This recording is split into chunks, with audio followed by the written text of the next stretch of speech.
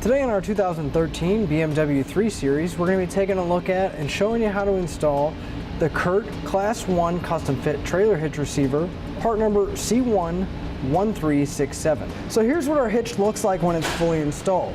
The cross tube is going to be tucked up underneath the bumper nicely, and all we're really going to see is the receiver tube sticking out right here. Now our receiver tube is going to have a nice reinforced collar, not only giving it added strength, but giving it a nice clean finished look. Now our hitch is a Class 1, which means it's going to give us that 1¼ by 1¼ receiver tube opening. Here on the side, we can see that it's going to use a standard 1/2 inch pin and clip. They are included in our kit, which is always a nice bonus. Now as far as the safety chain loops go, they're going to be a rolled steel stock style welded at the bottom of the receiver tube, and as you can see, we're not going to have too much trouble getting most size hooks on or off, and still have room for a locking hitch pin if you choose to have one. Our hitch is going to feature a 200-pound tongue weight along with a 2,000-pound gross trailer weight rating. Now I do want to mention you always want to double check your BMW's owner's manual to make sure that your car can handle that amount of weight. Now the manufacturer does also recommend for any non-trailer loads or any loads that are not supported by tires, such as bike racks or cargo carriers, that you do use a stabilization strap, and you can pick one of those up on our website using part number 18050. I'd like to give you a few measurements that's going to help you decide on accessories for your new hitch, such as a bike rack or even a cargo carrier. From the center of the hitch pin hole to the outermost edge of the bumper, it's going to be right about 3.5 inches. Now from the ground to the inside top edge of the receiver tube opening, that's going to be right about 11.5 inches. Now that we've seen what it looks like and gone over some of the details, let's show you how we get the hitch installed. Now in order for us to get our hitch in place, we're going to have to remove our fascia. So to begin our installation, we're going to come to our trunk, we're going to open it up so we can remove our lights. We're going to have this little push pin type fastener, and to make it a little bit easier to come out, I'm going to take a flat blade screwdriver and unscrew it. And once we have that pin removed, I'm going to go ahead and pull the cover off, and that'll expose the bolts holding on our tail light. So we can go ahead and remove the one on the other side as well.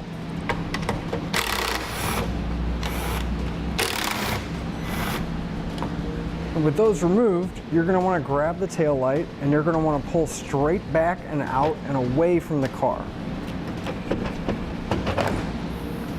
Now once we have it removed, we can come following the wires and find the connector. And we just push on this little tab right here, and it'll release the connector, and we can remove it.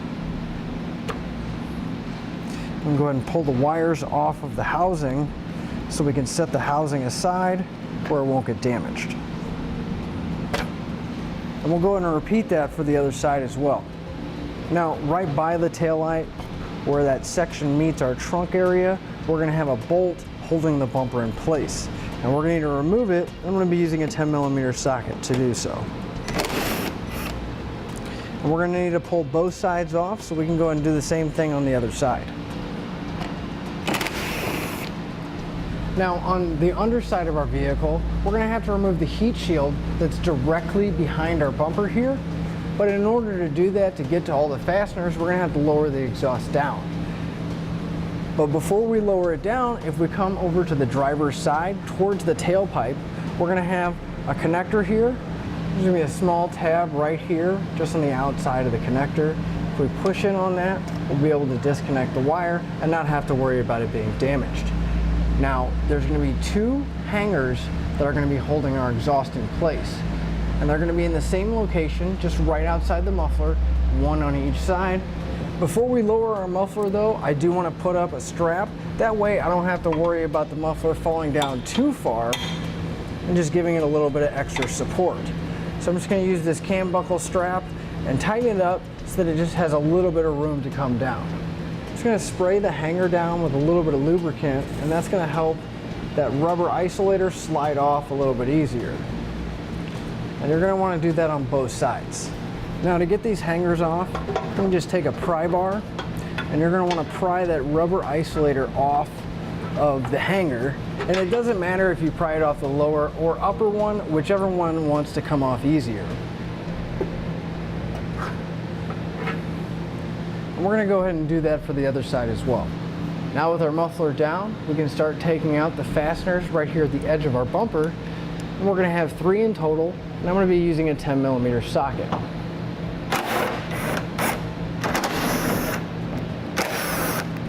Now on the inside of our fascia, we're going to have 4 8mm bolts just underneath or on the inside of where we took those 3 10mm bolts out. So I'm going to grab an 8mm socket and I'm going to remove those bolts.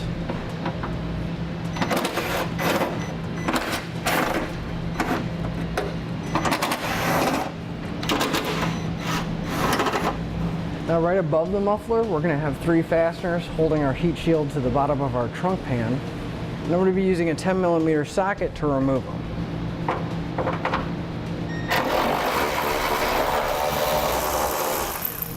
With all the hardware removed, we'll be able to pull our heat shield out and we can set it aside. We're going to need to remove the splash shields on both sides of our vehicle. And we're going to have 3 bolts on the bottom as well as another one up top. But to remove these 3 bolts, I'm going to be using an 8mm socket.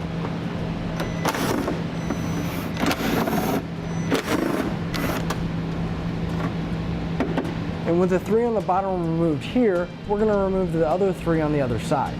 Now right above our muffler and tailpipe, we're going to have a 10mm plastic nut that's holding our plastic cover in place. So I'm going to take a 10mm socket and remove that nut. Now on the passenger side, it is slightly different location, but it's still going to be in the vertical spot right by our muffler. And again, using a 10mm socket, I'm going to remove that plastic nut. Now if we come to the inside of our wheel well, we're going to see that we're going to have a few fasteners. Now it may be a little difficult for you to see, but we should have 2 bolts in the vertical area of our wheel well, and then 2 more going horizontally towards the center section of our car. And these are the screws that we're looking to remove. So now that we have this one done, we're going to go ahead and remove all the other ones so that we can gain access behind our wheel well cover here. Now once we remove those 2 lower bolts going towards the center, the splash shield is going to be freed up. So on the passenger side, we can just take it out. And we're going to go ahead and set this aside. With all the bolts removed that we need to remove in the wheel well area, we can peel it back. And if we look right at the joining pieces where our fender here meets our fascia, if we look up, there's going to be a Torx bit bolt holding it in place. And I'm going to be using a T20 Torx bit socket to remove it. Now it may help if you have a short extension or something to reach it, because it is right at the corner there.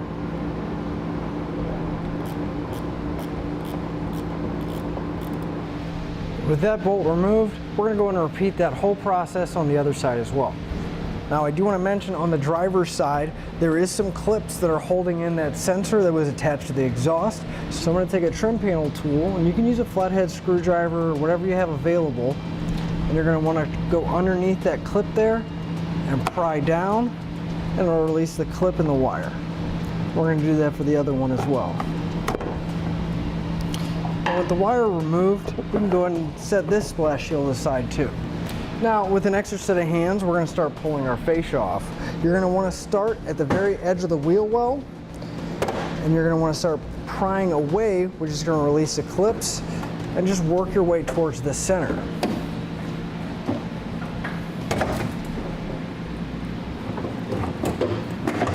Now before we take it away, we're going to have to disconnect any electrical components that may be in there. But on our model, we don't have any, so we're just going to make sure that we set this aside where it won't get scratched or damaged.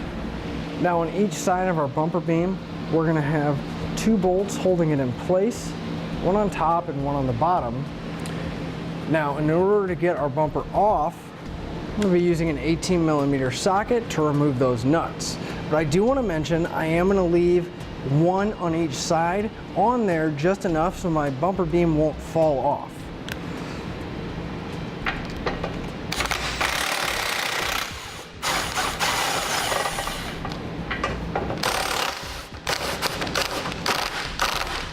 We'll go ahead and do the same thing on the other side.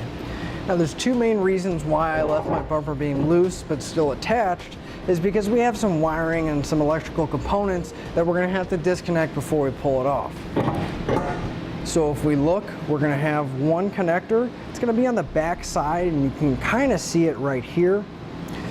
It's going to be the connector with the green, orange, and brown wire right here. So we're going to want to push the tab on the connector to release it. So make it easy on yourself. You can grab a flathead screwdriver, and if you actually come, you can see from the front side, and you can push in on that little tab with the screwdriver, and we should be able to disconnect our connector, and we can just leave it aside. Now we're going to have one more connector also that we're going to have to disconnect, and that's going to be right at the center at the very back of our fascia. So again, that tab on the end, you can push in on it and slide that connector off. It is going to have a few clips going along the way. So just take that flathead screwdriver, and we're going to pop the clips out so we can release the wire. And then over here on the edge, we're just going to undo it from that harness right there, and we can let the wire hang. Now with an extra set of hands, it's going to help me hold the bumper beam while I finally remove the bolts all the way.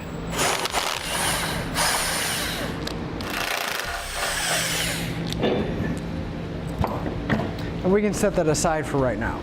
We can go ahead and grab our hitch now, and we're going to slide it over the studs that we took our bumper beam off of.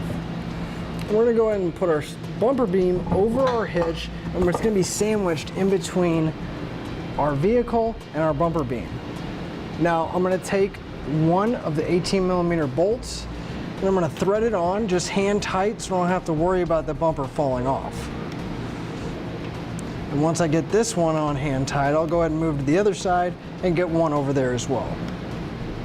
I'm going to put our top nut in place as well. I'm going to come back with that same 18mm socket, and I'm going to snug up all the nuts, holding my bumper beam and hitch in place.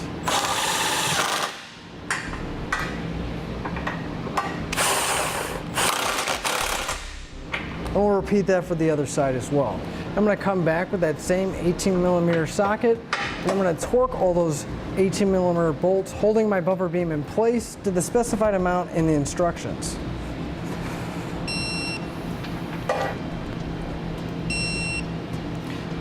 And we'll repeat that for all the remaining hardware. Before we forget, we can go ahead and start plugging our electrical components back in place, putting all the clips back in, and plugging the sensors in as well. You just want to make sure that they lock into place and the connectors are secure. Now with an extra set of hands, we're going to go ahead and put our fascia back into place. Just going to line up everything. And once you have the tabs lined up, you're just going to want to push it in, locking those tabs in. Now we can start to put back all the hardware that we had in our wheel wells. Starting with that T20 Torx bit going at the top. Go ahead and secure that one, and then we can get the rest of the hardware in place. Now I do want to mention the bolts that we took out on the vertical section of our wheel wells, we could put those back in. But the ones that are going in towards the center, leave those out for now because those do attach to the splash shield underneath, and we'll get to those in a minute. We'll go ahead and put our splash shield back into place. Just going to want to go underneath the fascia, make sure everything lines up. Just may take a little bit of work to get it in there.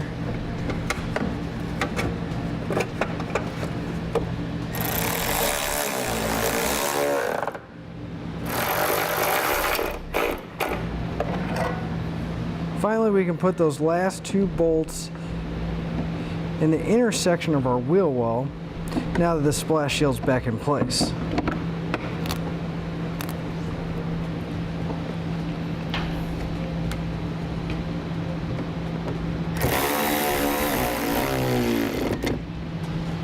We're going to go ahead and repeat the same process on the other side.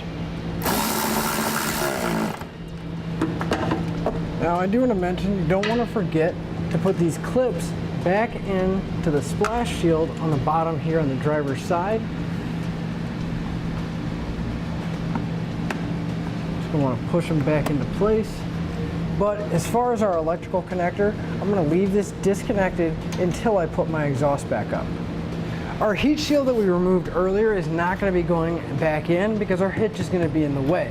But that doesn't mean that we can't put our bolts back here that secure our fascia to the intersection of the bumper there.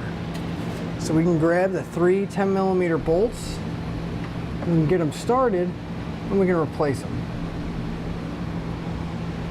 And again, using a 10mm socket to tighten those up. Now up top where we removed those 3 nuts that were holding our heat shield in place, we're still going to put those nuts back because we don't want this heat shield to be rattling around when we're driving down the road.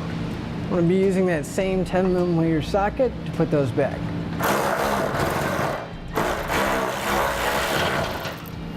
Now we're getting ready to put our exhaust up, and I'm going to go ahead and put a little bit of lubricant onto the post right there, making it that much easier to slide onto that rubber isolator. Just want to lift up, bend that isolator out to the side a little bit, and we're going to push it on.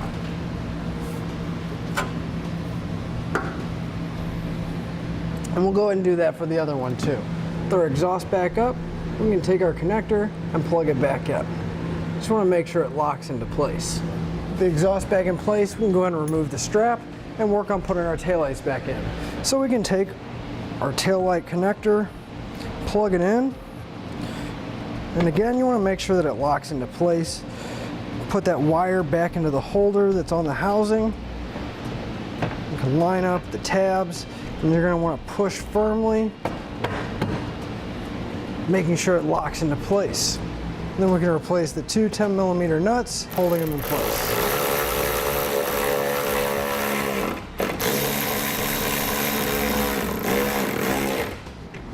While we're here, we're going to replace that 10mm bolt that's right underneath our taillight section right here.